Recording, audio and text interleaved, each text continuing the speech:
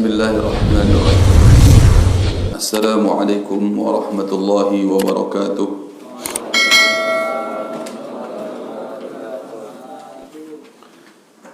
Innal hamdalillah nahmaduhu wa nasta'inuhu wa nastaghfiruhu wa natubu ilayhi wa na'udzu billahi min shururi anfusina wa min sayyiati a'malina. Man yahdihillahu fala mudilla lahu ومن يضلل فلا هادي له أشهد أن لا إله إلا الله وحده لا شريك له وأشهد أن محمدا عبده ورسوله لا نبي بعده فإن أصدق الكلام كلام الله وخير الهدى هدى محمد صلى الله عليه وسلم وشر الأمور محدثاتها فإن كل محدثة بدعة وكل بدعة ضلالة وكل ضلالة في النار والعياذ بالله من النار. أما بعد، إخوة الإسلام rahimani wa rahimakumullah ta'ala, jamaah kaum muslimin dimanapun kita berada, semoga Allah subhanahu wa ta'ala memberikan hidayah dan taufiknya kepada kita seluruhnya.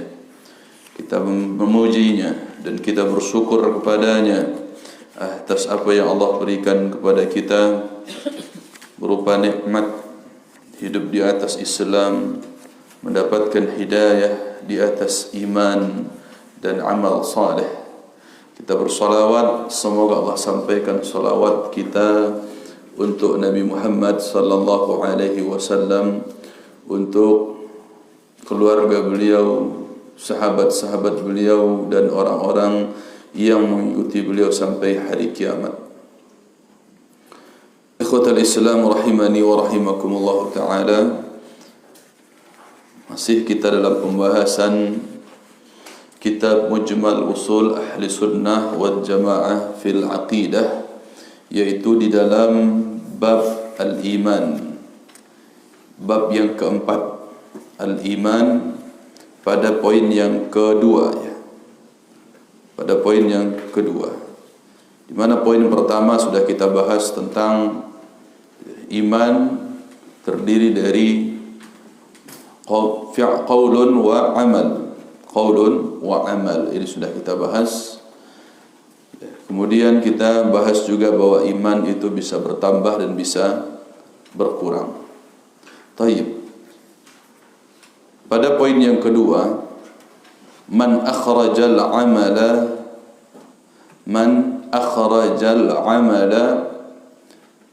anil imani fahuwa murji'un.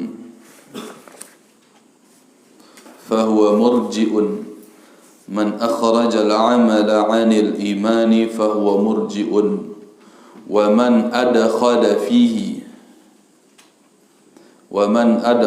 fihi ma laysa minhu fahuwa mubtadi'un. Tayyib. Terjemahannya, man akhraja, siapapun yang mengeluarkan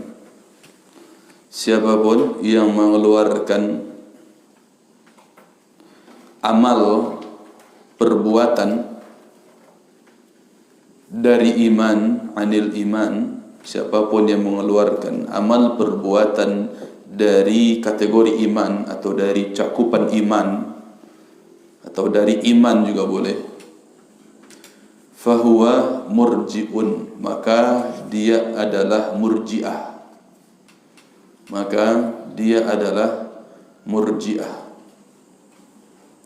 Wa man adkhala fihi, dan siapapun yang memasukkan fihi, ke dalamnya, yaitu ke dalam iman, siapapun yang memasukkan ke dalam iman ma laysa minhu, apa-apa yang bukan bagian dari iman. Dan siapa yang memasukkan ke dalam iman apa-apa yang bukan bagian dari keimanan, yang bukan bagian dari keimanan, fahuwa mubtadi'un, maka dia adalah ahlul bid'ah. Maka dia adalah ahlul bid'ah. Tayyib. Ikhwati fid din rahimani wa rahimakumullah ta'ala. Setelah kita pada poin yang lalu membahas tentang cakupan iman yang terdiri dari qaulun wa amal, ucapan dan perbuatan. Adapun ucapan yaitu qaulul qalbi wal lisan, ucapan hati dan ucapan lisan atau lidah. Begitu juga dengan amal adalah amalul qalbi wal lisani wal jawarih. Jazakallah. Yang dimaksud dengan amal adalah amalan hati, amalan lisan dan amalan seluruh anggota tubuh. Kalau kita sebutkan dengan rincian yang lain bahwa iman itu adalah membenarkan dengan hati, mengucapkan dengan lisan dan membuktikan dengan amalan anggota tubuh.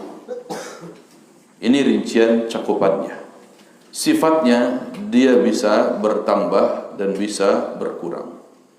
Yang menyebabkan iman seseorang bertambah atau menjadi naik adalah amal solehnya atau ketaatannya. Begitu juga yang membuat iman seseorang menjadi turun, lemah adalah dengan sebab maksiat yang dia lakukan. Inilah ijma' para ulama ahlu sunnah wal jamaah di dalamnya. Ijma' artinya kesepakatan para ulama ahlu sunnah wal jamaah di dalam mendefinisikan tentang iman. Sehingga pernah kita singgung juga, kata atau lafaz iman itu sendiri tidak bisa dialih bahasakan ke dalam bahasa yang lain, melainkan dia harus disebut dengan lafaz iman. Baik. Berkaitan dengan hal ini, maka ada kelompok menyimpang. Artinya tidak sesuai dengan cakupan tadi, tidak sesuai dengan ijma' para ulama ahlu sunnah wal jamaah tadi. Di antaranya adalah kelompok murji'ah. Di sini disebutkan man akhrajal amala 'anil imani fahuwa murji'. Siapa yang mengeluarkan amal perbuatan dari cakupan iman, maka dia adalah murji'ah. Orang murji'ah ini, mereka lebih dikenal hari ini dengan label liberal. Liberal. Apa yang diwajibkan oleh Allah, mereka berusaha untuk tidak wajib. Apa yang diwajibkan oleh Allah, mereka akan berusaha bagaimana supaya tidak wajib. Demikian juga apa yang dilarang oleh Allah, diharamkan oleh Allah, mereka berupaya bagaimana supaya boleh. Bagaimana supaya boleh. Sehingga mereka pada dasarnya ingin hidup bebas tanpa aturan. Ingin hidup bebas tanpa aturan. Makanya mereka berpendapat bahwa amalan itu tidak mempengaruhi iman sedikit pun. Amal perbuatan itu tidak mempengaruhi iman sedikit pun. Kata mereka, cukup beriman dalam hati saja, maka seseorang sudah dikatakan mukmin. Atau cukup mengatakan kalimat syahadat la ilaha illallah Muhammadur Rasulullah, cukup dengan mengucapkan, maka sudah dikatakan mukmin. Adapun perbuatan itu urusan lain, kata mereka, di luar dari cakupan iman. Maka orang seperti ini pada hakikatnya mereka telah mengingkari Islam ini secara syariat, secara aturan Allah Subhanahu wa taala. Padahal di dalam pembahasan yang lalu sudah kita sebutkan mana dalil-dalil yang menyebutkan bahwa perbuatan itu adalah bagian dari iman.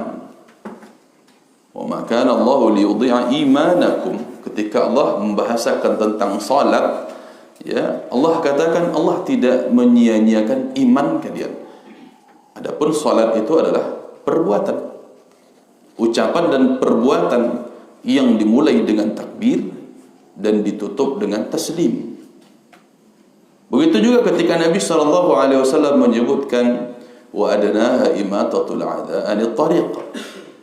Di antara cabang keimanan terendahnya adalah membuang, menyingkirkan gangguan dari jalanan, dan itu tentunya amalan. Tidak mungkin seseorang bisa menyingkirkan gangguan dari jalanan hanya sekedar dari niat, hanya dari ucapan. Tidak mungkin. Harus dia buat, harus dia lakukan, harus dia lakukan, baru bisa dia dikatakan menyingkirkan gangguan dari jalanan.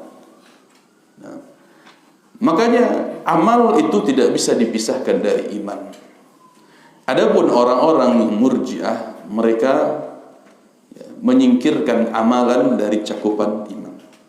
Apa yang dimaksud dengan amalan? Di sini perlu kita bahas juga, ya. Wa amalul jawarih, sedang pembahasan yang lalu. Wa amalul jawarih, amal anggota tubuh yang dimaksud itu fi'lul ma'murati wa tarkul manhiyat. Nah, sebelum poin kedua, ya, di atas poin kedua sedikit. Wa amalul jawarih, amal anggota tubuh itu adalah fi'lul ma'murat, melakukan perintah, wa tarkul manhiyat, dan meninggalkan larangan. Itu disebut dengan amal. Meninggalkan larangan pun adalah bagian dari amal. Maka di sini ikhwati fiddin rahimani wa rahimakumullahu ta'ala, di antara fi'lan atau tarkan tadi, perbuatan melakukan sesuatu atau meninggalkan sesuatu, faminha ma yazulul iman bitarkiha kasyahadatain.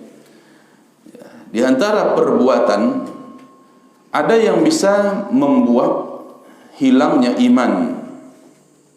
Di antaranya iman bisa hilang dengan sebab kita tinggalkan perbuatan tersebut, yaitu syahadat, tidak mau bersyahadat. Artinya mengingkari syahadat, tidak mau bersyahadat, hilang iman seseorang. Aw yazulu bi fi'liha kasujudi lis-sanam. Dan ada pula sebab hilangnya iman dengan melakukan sesuatu. Tadi ada meninggalkan sesuatu, hilang iman. Apa itu? Meninggalkan syahadat, dua kalimat syahadat. Meninggalkan sesuatu, hilang iman. Meninggalkan dua kalimat syahadat. Dan ada karena melakukan sesuatu, bukan meninggalkan sesuatu, tapi karena melakukan sesuatu, hilang iman. Apa dia? Kasujudil sanam, sujud kepada berhala, contohnya syirik, ya, karena melakukan sesuatu syirik besar. Nah, seperti sujud kepada berhala, hilang iman. Ini pembahasan hilang, ya, bukan berkurang, tapi hilang. Nah, ada kategori yang lain, wa minal a'mali ma yazulul imanu bizawaliha ka imatatil adha 'anil tariq. Baik. Di antara perbuatan-perbuatan ma la yazulul imanu bizawaliha, artinya di sini iman tidak hilang dengan hilangnya perbuatan. Imannya tidak hilang dengan hilangnya perbuatan, seperti menyingkirkan gangguan dari jalanan. Kita tidak singkirkan gangguan dari jalanan, bukan berarti hilang iman kita, tidak, tetapi berkurang. Jadi ada yang membuat iman berkurang,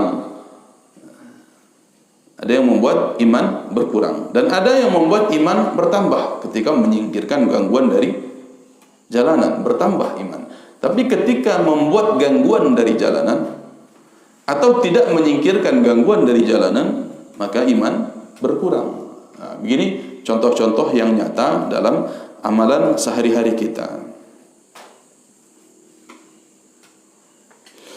Tayyib, ikhwati fiddin rahimani wa rahimakumullah taala. Maka di sini ya, ada firqah-firqah yang menyimpang dari ajaran Islam dalam bab iman. Seperti kita jelaskan tadi, mereka yang disebut dengan Murji'ah. Karena memang pada dasarnya ada orang-orang yang mereka itu tidak mau beramal, tidak mau berbuat.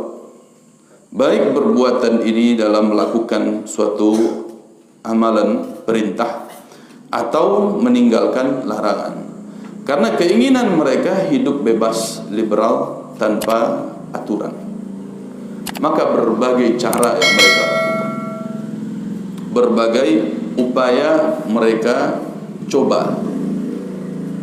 Ya, di antaranya orang-orang sufi, orang-orang tasawuf, yang mereka menganggap ya, kalau sudah sampai kepada level tertinggi, level ma'rifat, ya, nanti akan datang dalam mimpi yang disebut dengan wangsit menurut mereka.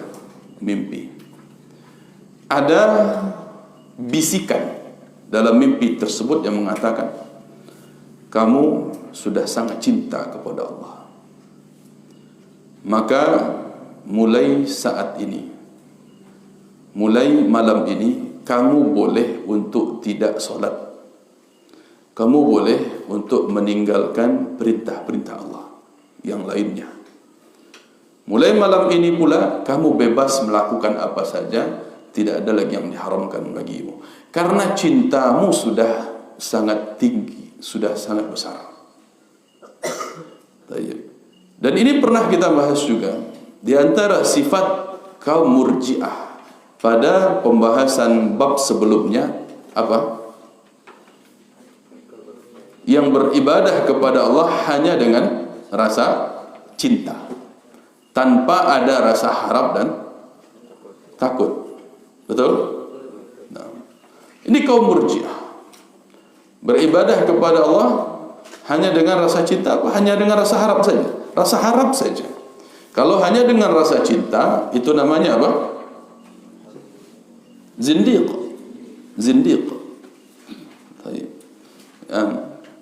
Tetapi kaum Murji'ah hanya dengan rasa harap. Mereka berharap nanti dengan sebab adanya keyakinan dalam hati, itu sudah cukup menjadi hujjah di hadapan Allah, bisa menyelamatkan, walaupun tidak beramal, walaupun tidak sholat, tidak puasa. Jadi ada di antara mereka yang menganut paham sufi, tasawuf, ya, mereka berupaya mendekatkan diri kepada Allah dengan penuh rasa harap. Ya, sebagian mereka menambah rasa cinta yang besar, sehingga ketika mereka tidur, mereka berharap dalam mimpinya itu datang sesuatu makhluk utusan Allah yang mengatakan kalau mereka itu tidak lagi perlu sholat, tidak lagi perlu puasa, karena menurut mereka sudah sampai kepada level ma'rifat. Ini diantara mereka. Ini nyata. Ini nyata. Ada betul yang datang? Iya. Dijelaskan para ulama yang datang itu setan, bukan roh orang soleh, bukan. Kalau roh oleh orang soleh, tidak mungkin datang lagi mereka. Ya, maka bagaimana mungkin seorang anak Adam yang sudah meninggal kemudian bisa berbuat lagi? Tidak bisa. Idza mata ibnu Adam inqata amalu, terputus amalannya kalau sudah meninggal seseorang, kecuali yang tiga itu: ilmu bermanfaat, sedekah jariah, dan anak saleh yang mendoakannya. Kalau yang lain, yang datang ke mimpi seseorang, yang datang memberikan ilmu ke seseorang, yang datang membawakan obat, menunjukkan obat ini apa, obat itu apa, itu bukan ruh orang saleh, bukan. Yang datang itu setan yang menyamar, yang mengaku-ngaku sebagai orang soleh, mengaku-ngaku sebagai orang soleh. Nah, Maka orang seperti ini yang mengaku level mereka sudah sampai level ma'rifat, mereka pada dasarnya ingin menyingkir, ingin menjauh dari syariat, dari amalan, dari amal perbuatan. Jadi mereka tidak akan mau lagi beribadah seperti orang-orang yang lainnya. Mereka menganggap ibadah itu, syariat itu hanya kulitnya saja. Hanya kulitnya saja. Adapun bagi mereka, kami sudah punya isi. Amalan kami yang penting isinya. Ini sebagian mereka. Sehingga dengan pemikiran filsafat mereka, ilmu kalam yang mereka anut, mereka pun menganggap salat itu kan intinya tanha anil fahsya'i wal munkar, menjauhkan dari perbuatan keji dan mungkar. Jadi kalau kita sudah menghindari perbuatan keji dan mungkar, sudah tercapai tujuan salat, tidak perlu lagi salat. Takbir, ruku', sujud dan seterusnya tidak perlu lagi. Kenapa? Karena tujuannya sudah tercapai. Ini bahasa filsafat, hati-hati. Bahasa orang-orang ilmu kalam yang mengedepankan akal semata ketimbang dalil. Ya, mudah saja membantah mereka. Rasulullah sallallahu alaihi wasallam, Nabi Muhammad sallallahu alaihi wasallam, apakah beliau masih melakukan perbuatan keji dan mungkar? Tidak ada. Beliau dijaga oleh Allah, maksum. Tidak ada perbuatan keji dan mungkar. Tapi beliau masih salat enggak? Salat beliau. Terus ente yang sudah mengaku menjauhi perbuatan keji dan mungkar, mengaku sudah tidak perlu lagi salat. Siapa ente dibanding Nabi Muhammad SAW? Selesai. Itu hanya akal-akalan mereka. Jadi mereka menganggap kalau salat itu cukup dalam hati saja, tidak perlu takbir, tidak perlu rukuk, sujud, berdiri dan sebagainya.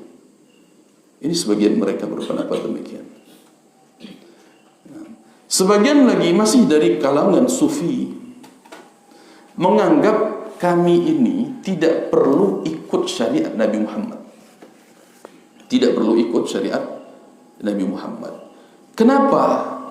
Karena menurut mereka kami ini sudah punya ilmu laduni. Ilmu laduni. Dari mana kata ilmu laduni? Min ladunni ilman. Kisah Nabi siapa itu? Kisah Nabi Musa dan Khidir. Ya, sebagai ulama menyebut Khadir. Bagaimana Nabi Khadir ini? Beliau alaihissalam memang tidak ikut syariat Nabi Musa, dan Nabi Musa tidak ikut syariat Nabi Khadir. Masing-masing punya syariat sendiri dan punya kaum sendiri, punya umat sendiri, punya kaum sendiri, punya syariat sendiri. Walikullin ja'alna minkum syir'atan wa minhaja. Masing-masing kaum punya syariat, punya manhaj, beragama sendiri. Ya. Ini Nabi Musa dan Nabi Khadir yang hidup sezaman. Maka menurut mereka, saya ini ibarat Nabi Khadir dengan Nabi Musa. Tidak perlu ikut syariat Nabi Musa. Padahal Nabi Muhammad sallallahu alaihi wasallam, beliau katakan apa? Aku ini diutus untuk seluruh manusia. Ini kekhususan Nabi Muhammad sallallahu alaihi wasallam. Diutus untuk seluruh umat manusia akhir zaman. Semenjak beliau diutus menjadi rasul, beliau harus diikuti. Sampai-sampai Umar bin Khattab radhiyallahu anhu karena ketidaktahuan beliau membawa lembaran-lembaran Taurat. Taurat diturunkan kepada siapa? Nabi Musa. Umar bin Khattab karena penasarannya membawa lembaran-lembaran Taurat menghadap Nabi sallallahu alaihi wasallam. Beliau katakan, sepertinya ini menarik untuk dibahas, ini menarik untuk dibaca. Maka Nabi sallallahu alaihi wasallam marah. Bukankah datang kepada engkau Islam ini putih bersih, baydha'u naqiyah. Seandainya Musa hari ini hidup, seandainya Musa hidup hari ini di akhir zaman, ma wasi'ahu illa ittiba'i, Dia tidak punya pilihan lain kecuali harus ikut syariatku. Harus ikut syariat yang aku bawa. Karena Nabi SAW diutus untuk seluruh umat di akhir zaman, untuk seluruh manusia. Bahkan nanti walaupun turun Nabi Isa di akhir zaman, maka Nabi Isa ikut syariat Nabi Muhammad SAW di akhir zaman. Makanya beliau ketika turun itu dalam satu riwayat dikabarkan, beliau menghancurkan salib, membunuh babi. Yang dua ini simbol siapa? Agama yang mengaku-ngaku ikut Nabi Isa, yang akhirnya mereka mempertuhankan Nabi Isa. Padahal Nabi Isa datang, turun, menghancurkan apa yang mereka agungkan. Maka Nabi Isa walaupun hidup di akhir zaman nantinya turun kembali, beliau alaihi salam mengikuti syariatnya Nabi Muhammad sallallahu alaihi wasallam. Jadi begini tadi, orang-orang sufi yang mereka mengaku dapat ilmu laduni, ibarat Nabi Khadir bersama Musa. Jadi tidak perlu ikut syariat Nabi Musa.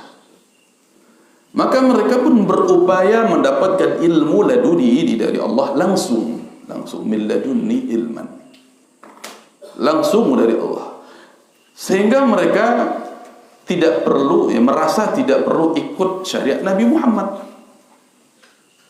merasa tidak perlu ikut syariat Nabi Muhammad SAW. Dan bahkan ini ada tokoh sufi ekstrim belakangan yang baru muncul, dia katakan Nabi Khadir hari ini masih hidup. Ini luar biasa khurafat, luar biasa dongengnya, ya, bahkan masih mengajar sampai hari ini katanya. Allahu Akbar. Masih mengajar sampai hari ini kata orang ini. Entah pernah ketemu di mana dia. Ini dongeng aja. Intinya apa? Intinya mereka ini tidak mau patuh ikut sunnah Rasulullah SAW. Tidak mau ikut ajaran Rasulullah SAW. Ini salah satu upaya mereka. Jadi ada satu tadi, mereka yang mengaku berlevel ma'rifat. Yang kedua, mereka yang mengaku memiliki ilmu laduni. Ini di antara mereka. Ini pemikiran-pemikiran bahaya. Yang ketiga, ada mereka yang berupaya menjadi wali majdub. Kalau wali majdub, mereka menyebutnya majdub dari bahasa Jawa. Kalau dalam bahasa Arab majdub katanya. Majdub yang ketarik, yang ditarik akalnya oleh Allah Subhanahu wa taala jadi apa? Gila. Jadi gila. Intinya apa? Kalau orang gila kan enggak ada kebeban syariat. Ya kan? Rufi'al qalam an thalath. Diangkat pena. Artinya tidak ada kewajiban. Kalaupun dia bersalah tidak dihitung berdosa. Dari 3 orang. Yang pertama, as-sabiyyu hatta yablugh. Al-junun hatta apa? Ya, orang gila sampai dia sehat lagi. Orang pingsan sampai dia sadar. Makanya kalau ada orang gila bersalah, maka dia tidak dihitung berdosa. Orang gila kalau bersalah maka dihitung tidak berdosa. Maka ada orang-orang yang berupaya untuk menggilakan dirinya sendiri. Ajaib. Ya, yang ingin jadi orang gila supaya tidak terkena kewajiban sholat, supaya tidak terkena kewajiban puasa dan seterusnya. Ini bentuk ketiga, masih penganut agama sufi. Hati-hati. Ya, kalau sudah ghulat, mereka bisa terjatuh ke dalam kekufuran. Kalau sudah berlebihan sufinya, menentang syariat Allah Subhanahu wa taala, ini mulai menjadi agama baru dia. Ya. Karena menurutnya tidak terkena beban syariat. Dan pernah kita bahas juga sebelumnya, ya tidak ada seseorang itu yang bisa mengaku keluar dari syariat Nabi Muhammad SAW. Ya, ini ada dalam bab yang sebelumnya. Ya. Wa man za'ama anna ahadan yas'al khuruju anha faqad kafara. Siapa yang mengklaim dirinya bisa keluar tidak harus ikut syariat Nabi Muhammad, maka dia telah kafir. Ini bahaya. Saya minta azan dulu. Tafadhal.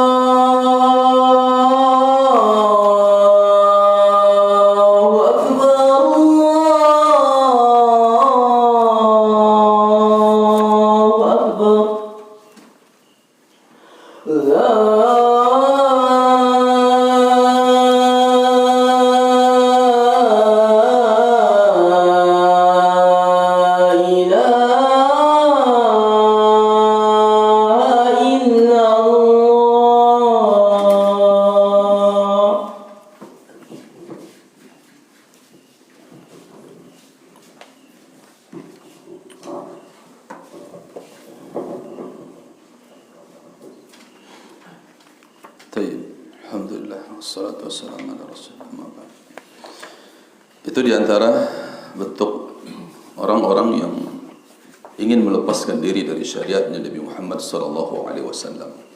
Ada tadi yang mengaku sampai kepada level ma'rifat. Yang menurut mereka agama ini yang kami anut adalah isinya, adapun syariat Nabi Muhammad hanyalah kulit-kulitnya saja. Begitu juga yang kedua, orang yang bagaimana mengaku memiliki ilmu laduni, ilmu langsung dari Allah, sebagaimana Nabi Khadir, sehingga tidak perlu ikut syariat Nabi Musa. Maka orang-orang ghulatus sufiyah, mereka mengaku dapat ilmu langsung dari Allah sehingga tidak perlu ikut syariat Nabi Muhammad sallallahu alaihi wasallam. Adapun yang ketiga, orang-orang yang mengupayakan dirinya untuk menjadi gila, yang mereka diagung-agungkan dengan penyebutan nama wali majdub atau wali majdub, ya, dengan landasan kalau orang sudah gila maka telah diangkat pena, artinya tidak dicatat dia berdosa. Rufi'al qalam an thalatha, diangkat pena dari 3 orang, anin naim hatta yastayqidh, dari orang yang tidur sampai dia bangun. Jadi orang kalau tidur kemudian dia melakukan kesalahan, dia tidak dihitung berdosa. Wa anis sabi hatta yahtalim, begitu juga dari anak kecil yang belum baligh, dia belum dicatat berdosa kalau dia melakukan kesalahan sampai dia baligh yahtalim. Wa anil majnuni hatta yaqil, dan orang yang gila sampai dia berakal, kembali akalnya. Ini dalam hadis riwayat Imam Tirmidzi, An-Nasa'i dan yang lainnya, disahihkan oleh Syekh Al-Albani rahimahullahu taala. Jadi orang-orang yang dalam hal ini untuk kembali menjadi sobi enggak mungkin. Enggak mungkin kan? Dia ingin menjadi anak kecil lagi, belum balik, enggak mungkin. Karena dia sudah balik. Jadi kalau pilihannya, ya, orang kalau ingin tidak ikut syariat Nabi Muhammad, apakah dia kecil dulu, belum balik, atau tidur? Tak mungkin juga dia tidur sepanjang hari, tidur menjadi orang tidur 100 tahun, ya, jadi ashabul kahfi saja kalau begitu. Nah, orang yang tertidur dalam gua, maka memang tak ada kewajiban dia untuk solat selama dia tidur. Kalau sudah bangun, wajib solat. Baik. Maka tidak ada pilihan lain kecuali menjadi gila. Menjadi gila. Ya, inilah yang terjadi hari ini, yang banyak diagung-agungkan orang. Dia na'udzubillah nutup aurat saja tidak bisa. Kemana-mana pakai celana celana pendek, kalau bahasa anak-anak muda boxer. Kemana-mana rambut keribu panjang, tapi disalamin ribuan orang, antri salam, dia dicium, ya, tangannya disalam-salamin terus. Wali ini wali gitu. Yang gila yang mana? Gitu. Apa enggak ada orang waras gitu kan? Ada yang duduk, ya, sambil sarungan, ya, celana dalamnya itu kelihatan aja, Allah, sambil ngerokok, rambut keribu, enggak pakai baju, didudukkan di atas singgasana. Dia diajak ngomong aja enggak bisa. Tapi dianggap ini wali. Betul dia wali, tapi wali setan. Ada tulisan para ulama di antaranya buku Syekhul Islam Ibnu Taimiyah, Al-Farqu baina awliya'illah wa awliya'us syaitan. Perbedaan antara wali Allah dengan wali syaitan. Wali memang ada, wali-wali Allah. Orang yang beriman dan bertakwa itu wali Allah. Adapun orang-orang yang tidak mau ikut syariat Nabi Muhammad SAW, ini wali setan, bukan wali Allah. Ini diantara mereka yang sebenar tujuannya ini dia. Tujuan tadi dia mengeluarkan iman, mengeluarkan amal dari iman. Dia berupaya dia supaya tidak ikut syariat Nabi Muhammad. Ada juga orang yang lainnya, ya, dengan kedustaan, dengan khayalan, boleh dikatakan setengah gila saja, tapi dengan kedustaan saja. Dia tidak datang solat Jumat. Dia bilang, saya sudah solat Jumat di Makkah. Dia ngaku solat Jumatnya di Makkah, itu luar biasa. Padahal kita lebih dulu 4 jam atau 5 jam dari sana, ya kan? Dia udah solat. Kapan dia solatnya? Itu akal-akalan aja, bohong-bohongan aja. dan bisa jadi dia bagian dari orang yang mengaku gila tadi. Nah, ini di antara upaya-upaya orang mengeluarkan amal dari iman. Ya, ada yang dengan pemikiran-pemikiran yang rusak menganggap ya kita nanti kan masuk surga juga. Ada yang termakan virus filsafat atau virus syubhat, kerancuan dalam berfikir dan berpemahaman. Betul, mereka menggunakan dalil. Di antara dalilnya hadis riwayat Imam Muslim, la yudkhilu ahadan minkum amaluhu al-jannah wa la yujirahu anin nar illa birahmatillah. Kama qala sallallahu alaihi wasallam. Seseorang itu tidak masuk surga karena amalnya. Tidak ada seseorang itu masuk surga karena amalnya. Dan tidak pula keluar dari neraka karena amalnya. Tapi masuk surga dan keluar dari neraka itu karena rahmat Allah. Betul, dalilnya sahih, hadisnya sahih. Namun di dalam ayat-ayat yang lain, dalam ayat Al-Quran, dalam hadis-hadis yang lain pun banyak. Di antara tadi yang kita baca, wa nudu an tilkumul jannatu urithumuha bima kuntum ta'malun. Dan itulah surga yang diwariskan untuk kalian dengan sebab amal kalian, bima kuntum ta'malun.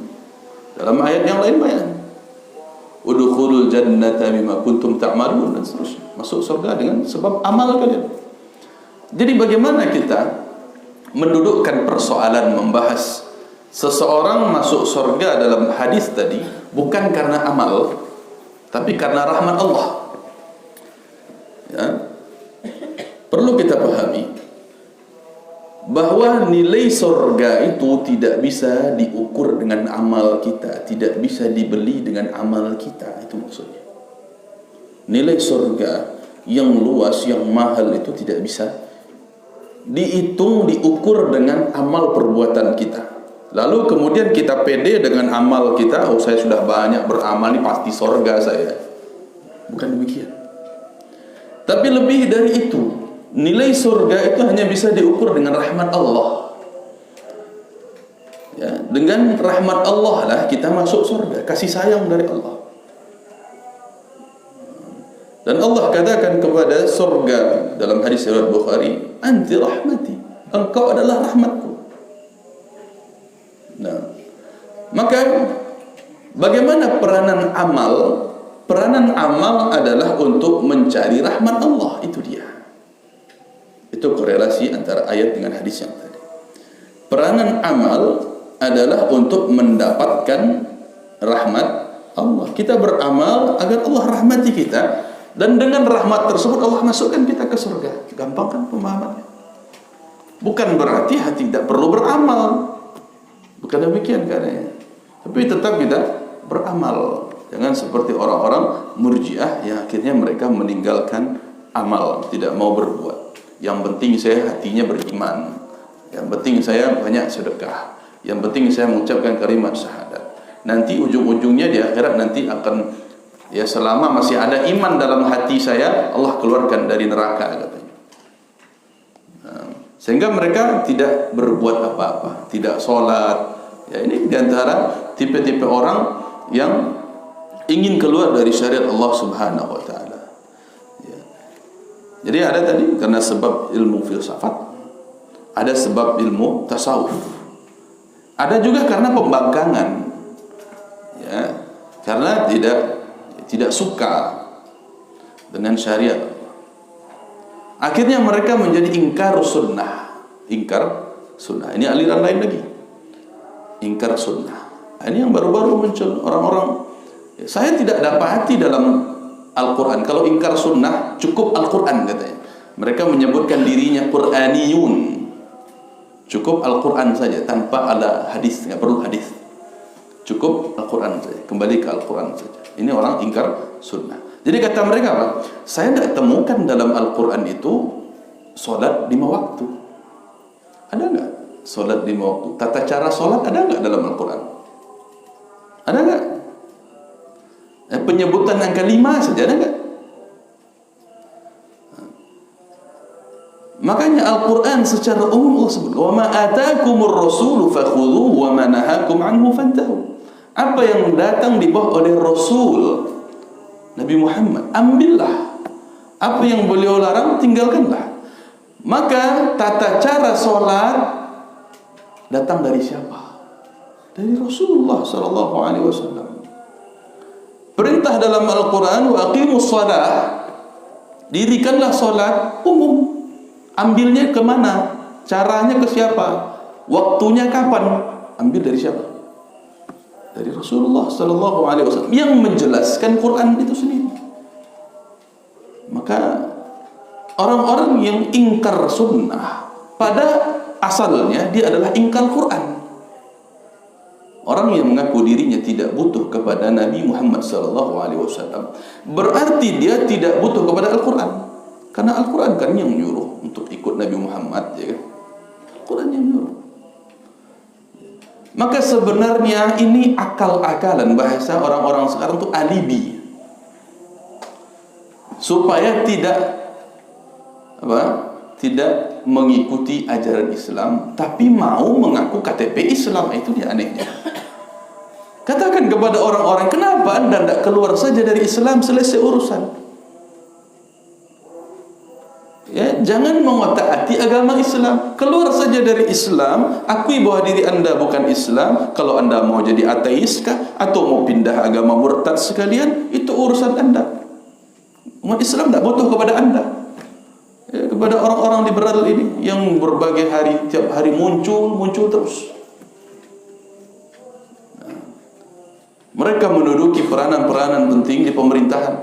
Mereka menduduki peranan-peranan penting di kampus-kampus, bahkan kampus ternama di Indonesia, Universitas Indonesia. Tapi dosennya begini, luar biasa. Dia masih mengaku Islam, itu dia. Sehingga seakan-akan pengakuan dia sebagai Islam itu hanya sebagai tameng saja, untuk tidak dipenjarakan. Coba kalau orang di luar Islam ngomong begitu, habis di penjara. Karena masuk dalam kasus penodaan agama. Tapi dia berlindung dengan nama Islam.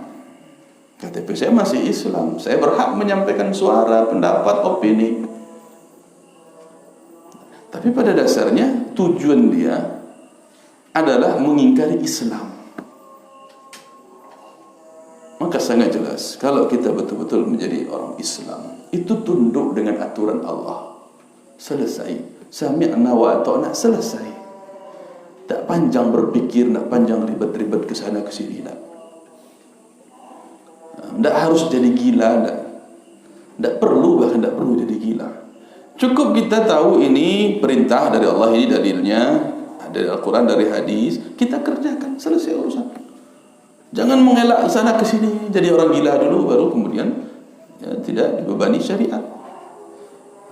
Ini yang disampaikan dulu oleh orang-orang tua kita dahulu sekali, sehingga banyak yang tidak mau belajar agama. Apa kata mereka? Nah, kamu tuh jangan belajar agama terlalu dalam. Kenapa? Nanti gila.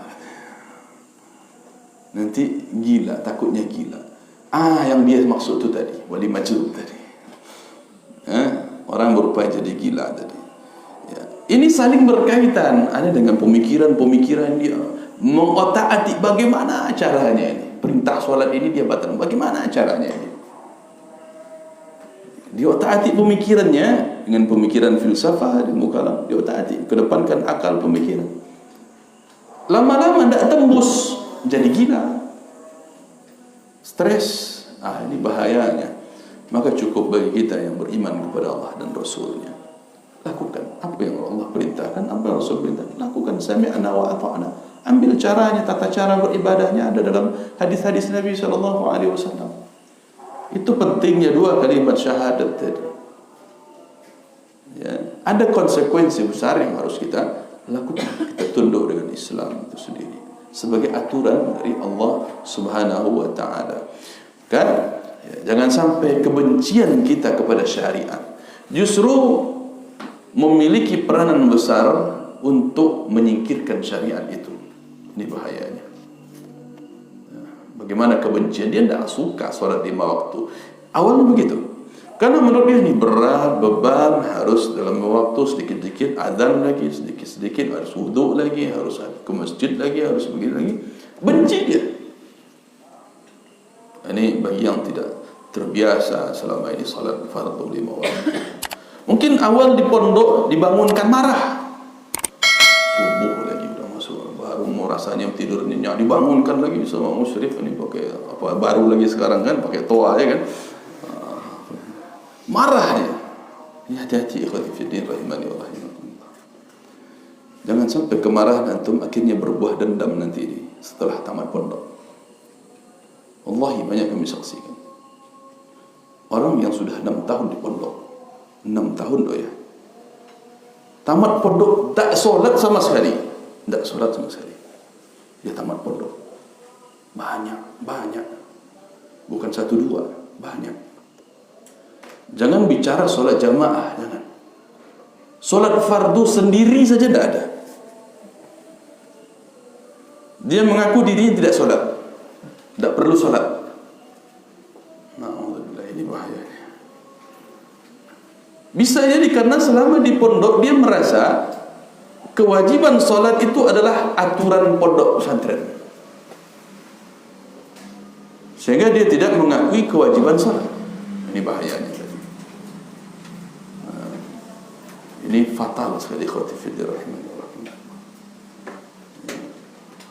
Perbuatan seperti sangat fatal. Makanya harus dipahamkan betul-betul akidah ini, akidah, prinsip. Tidak ada tawar-menawarnya. Prinsipkan dalam diri kita, sami'na wa ata'na. Tidak ada tawar-menawar. Apalagi berakal-akalan. Nah, ini bahayanya orang yang mengeluarkan amal dari kategori, dari cakupan iman.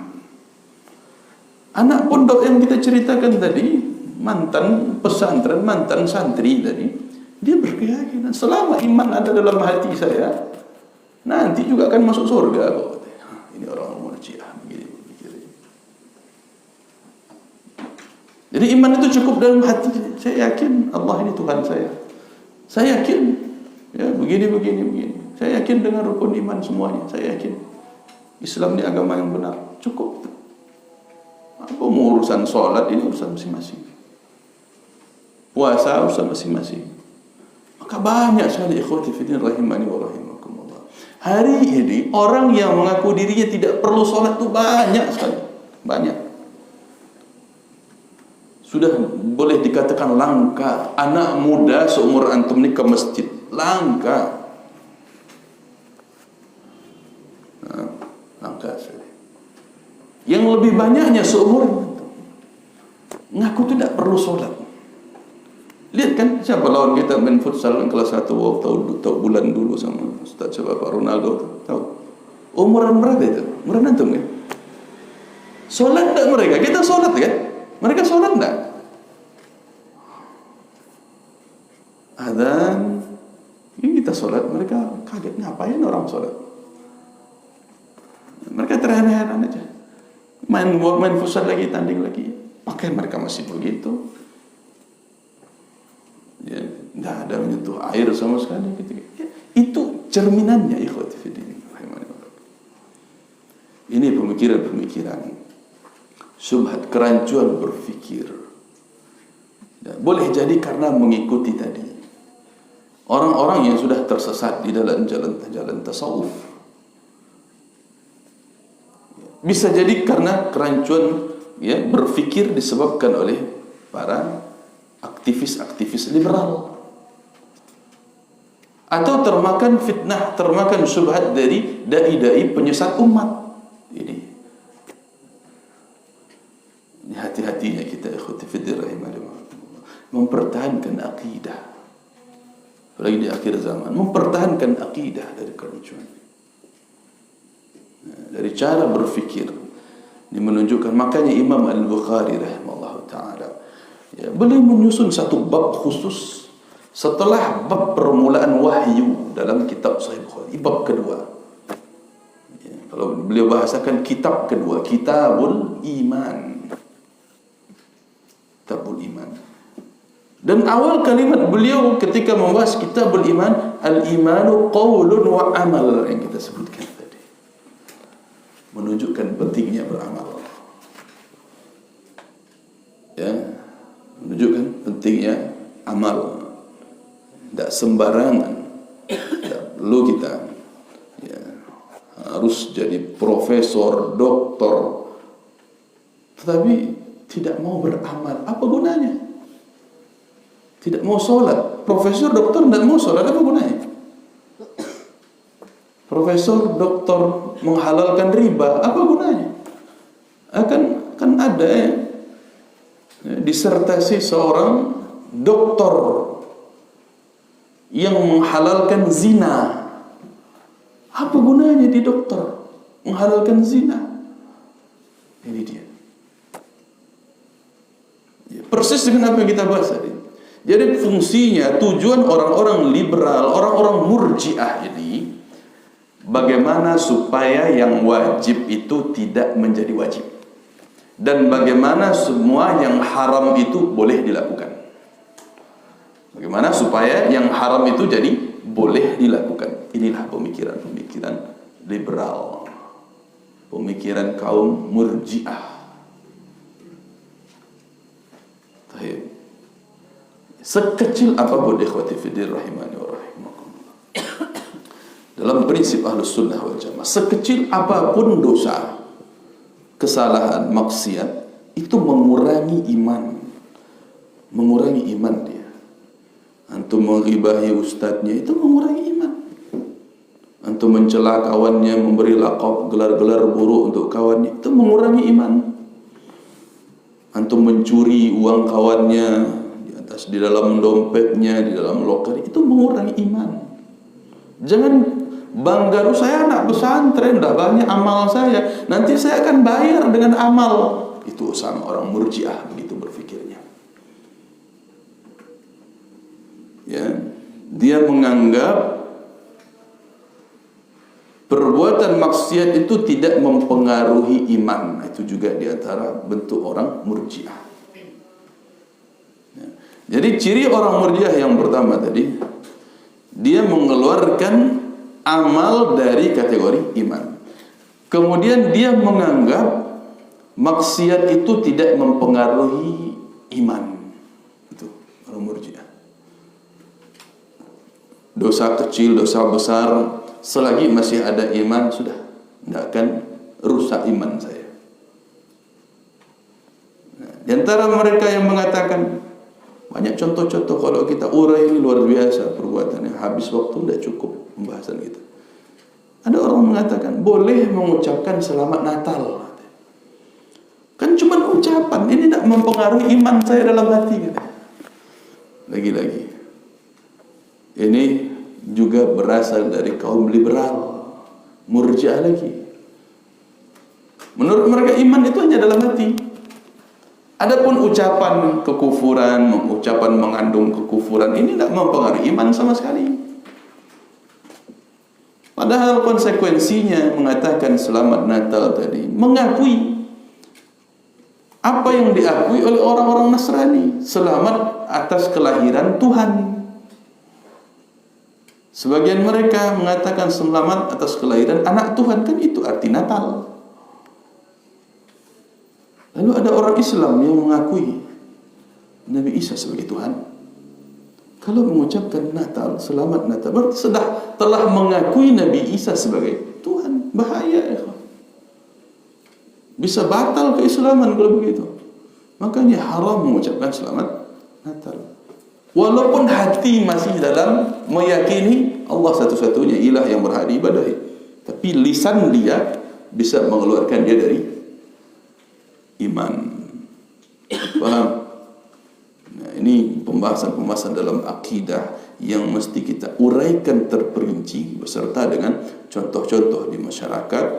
Jangan sampai diri kita masuk ke dalam kategori itu. Jaga baik-baik akidah ini dengan siapapun berkawan bergaul nantinya. Sampai termakan akidah-akidah orang-orang demikian. Mulai keluar dari pondok, ya, atau liburan, kembali berkawan bergaul dengan orang-orang Yang tadinya dianggap kawan lama, dianggap ini begitu dan begini, dia baik kok, walaupun dia orangnya tidak sholat tapi dia baik. Ini di antara syubhat pemikiran berikutnya. Memang orangnya tidak sholat tapi orangnya baik. Baik dari apa? Dari sisi apa dia baiknya?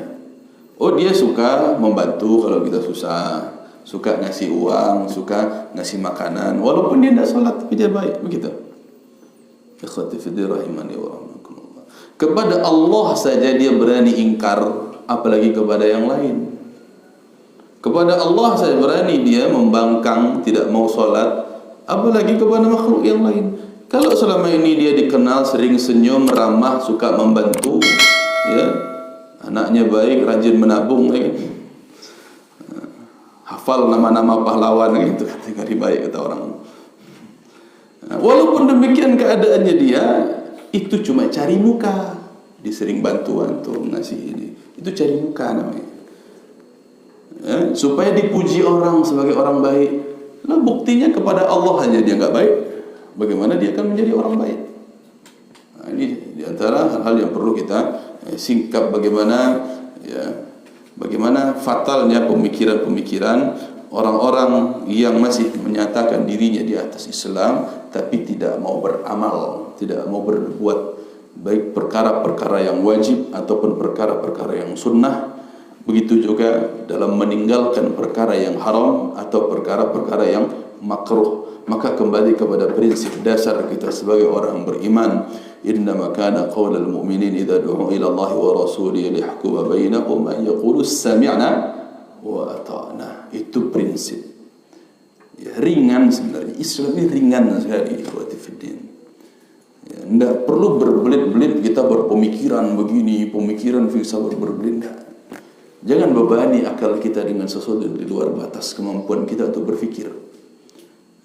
Cukup kita ambil ini dalilnya Al-Quran, ini sunnah, ini pemahaman sahabat Nabi, sudah kita lakukan salat, ya salat. Bagaimana tata cara salat? Nah, ini dari Nabi. Nabi katakan sallu kama ra'aitumuni usalli. Begini berdirinya Nabi, rukuknya Nabi, sujud Nabi. Begini. Kita amalkan, selesai urusan. Tinggal kita biasakan. Awalnya berat, kita paksakan diri kita. Paksa dulu sedikit, kemudian terbiasa. Alhamdulillah, nikmat hidup kita. Terjaga akal kita. Tidak perlu, tidak jadi orang gila. Nyaman hidup kita, enjoy, ya kan? Ya, ditanya ini kita bisa jawab itu, jelas. Ya, kalau orang gila apa? Ya, cuman main-main chat vlog, kemudian dia chat sini, chat sini, chat sini. Kan ada ya, itu wali sekarang loh. Jadi buat apa mereka kuliah S1, S2, S3, profesor? Toh ada orang tidak sekolah sama sekali, cukup jadi wali, maka dokter kagum sama dia, hebat kan? Cukup jadi orang gila. Masuk rumah sakit jiwa di mana Gadut Padang, semuanya dia cium tangannya. Oh, dia wali semua. Ini luar biasa pemikiran kayak gini. Tahu intinya ini dia permasalahannya. Mengeluarkan amal dari iman. Menganggap amal itu tidak merupakan bagian dari iman atau tidak bisa mengurangi kadar keimanan, itu dia. Paham? Untuk yang sambungan bahasa diri, ya, waman adkhala fihi ma laysa minhu fa huwa mubtadi'. Ini insyaallah kita bahas di pertemuan berikutnya, ya, walaupun ringkas satu potong saja, ya, tetapi insyaallah maknanya, faedahnya sangat banyak sekali dalam hari ini. Yang intinya itu tanamkan prinsip apa? Sami'na wa ata'na. Ya, tidak usah dipreteli agama ini. Cukup tinggal kita jalani, kita bersabar di atasnya. Allah matikan, alhamdulillah, insyaallah mati dalam husnul khatimah, selesai urusan. Ya. Mudah-mudahan bisa dipahami. Subhanakallahumma wa bihamdika asyhadu an la ilaha illa anta. Salah dan kurang maaf. Assalamualaikum warahmatullahi wabarakatuh.